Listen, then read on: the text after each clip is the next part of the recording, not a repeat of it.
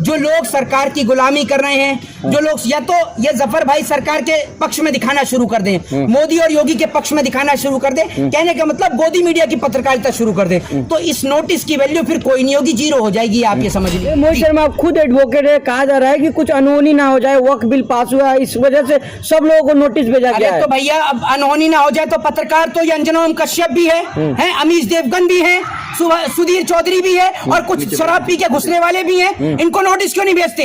इनको नोटिस क्यों नहीं भेजते? सबसे ज्यादा दंगे और फसाद की जड़ तो ये है, इनके टीवी चैनल पर जूता खुला है, खुलेआम गाली चल रही है, इनको नोटिस क्यों नहीं आते हैं? आप मुझे बताइए, इनके टीवी चैनल पर बैठकर एक आदमी गाली गलौज कर रहा है, उस पर तो कुछ नहीं हो रहा। मतलब एक पत्रकार जो छोटा यूट्यूब चैनल चला रहा है, उसके ऊपर आप नोटिस दे देंगे, उसको आप 3 लाख का नोटिस थमा देंगे। भैया मुझे आप ये तो बता दीजिए 3 लाख का नोटिस किस लिए आया इस पत्रकार को? मुझे ये तो बता दीजिए, जिस व्यक्ति के खिलाफ एक 751 का मुकदमा दर्ज नहीं है, कोई पुलिस FIR दर्ज नहीं है, किसी भी तरीके का कोई क्रिमिनल रिकॉर्ड नहीं है, कोई भी क्रिमिनल बैकग्राउंड नहीं है, कभी पुलिस के द्वारा कोई भी किसी भी तरीके के पुलिस के काम में कोई खलल डालने का, कोई भी कानूनन अपराध करने का कोई भी रिकॉर्ड नहीं है, आपने उस व्यक्ति को 3 लाख का नोटिस थमा दिया कि ये शहर की शांति भंग कर सकता है। कितनी उम्र है आपकी? 27 साल। जिस व्यक्ति की उम्र 27 साल की उम्र में कोई पुलिस रिकॉर्ड नहीं है, कभी पुलिस के काम में कोई दखल नहीं दी, 14 से लेकर 25 तक मोदी की सरकार है, तब तो कोई उसने शांति नहीं बिगाड़ी, अब अचानक शांति बिगाड़ देगा। असल में कोई शांति नहीं बिगाड़ सकता।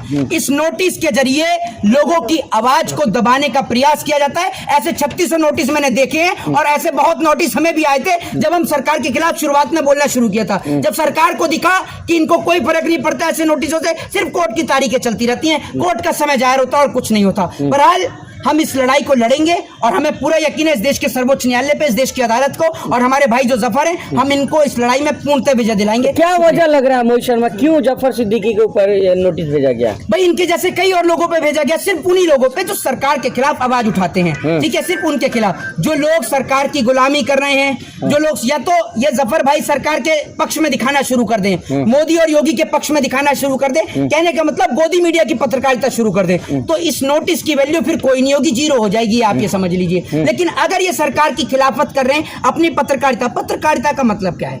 डेमोक्रेटिक का 4th पिलर है, देश के लोकतंत्र का 4था स्तंभ है। पत्रकारिता का मतलब ये है कि अगर किसी के साथ कहीं भी गलत हो रहा है, कोई सरकार नेताओं के ऊपर जुल्म कर रही है, उनके साथ गलत कर रही है, जाब्ती कर रही है, तो उसका विरोध करे पत्रकार अपनी पत्रकारिता के माध्यम से। लेकिन आज उस पत्रकारिता को दबाने का प्रयास किया जा रहा है। अभी मैं परसों हल्दीराम में देख रहा था, तो हल्दीराम के अंदर छोले भटूरे के उनके उस पे प्रचार पे वो दिखा जा रहा था कि NDTV के चैनल को देखें। तो आप ये सोच लीजिए कि सच्चे निष्पक्ष पत्रकार रवीश कुमार को NDTV से निकालने के बाद NDTV की ये स्थिति हो गई कि हल्दीराम के छोले भटूरे के साथ अब NDTV चैनल भी देखें। तो मैं यही बता रहा हूं कि ये शुक्र है कि इस देश के अंदर जफर भाई जैसे पत्रकार जीवित हैं, जो सच्चाई की आवाज को जीवित रखते हैं। मेरा आप लोगों से निवेदन है कि ज्यादा से ज्यादा जफर भाई को सपोर्ट करें, सहयोग करें, और इनकी इस लड़ाई में इनका साथ दें। कहा जा रहा है कि उत्तर प्रदेश सरकार की तरफ से पुलिस को आदेश हुआ है। आज मुख्यमंत्री वो दिन भूल गए ना अपना, अब मुख्यमंत्री बन गए बाबा जी, समझ रहे हैं? जिस टाइम पे मुख्यमंत्री नहीं थे तो ऐसे टसुए भा रहे थे, टेसुआ भा रहे थे, रोए जा रहे थे, मेरे ऊपर मुकदमे दर्ज कर दिए, झूठे मुकदमे दर्ज कर दिए।